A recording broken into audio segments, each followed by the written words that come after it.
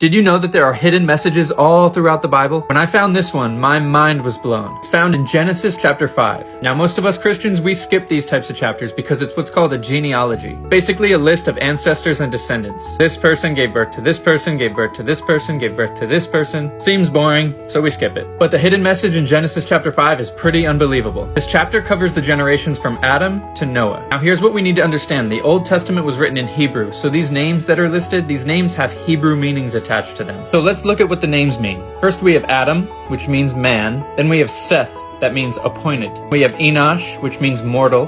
Canaan, which means sorrow. Mahalalel, which means the blessed God. Jared, which means shall come down. Next is Enoch, which means teaching. Then it's Methuselah, which means his death shall bring. Lamech, which means despairing. And finally we have Noah, which means comfort or rest. When we take these names and we line them up with their Hebrew meaning, it's going to spell out a special message to us. Here it is. On this side we have the names, on this side we have their meanings. Look at the message that is spelled out here. Man appointed mortal sorrow. The blessed God shall come down teaching. His death shall bring despairing, comfort, and rest. Put it all together. Man is appointed mortal sorrow, but the blessed God shall come down teaching. His death shall bring the despairing comfort and rest. Now, does that message sound familiar to you? This is the gospel message. Man is appointed mortal sorrow, born into sin, separated from God with no way back to him. But the blessed God shall come down teaching.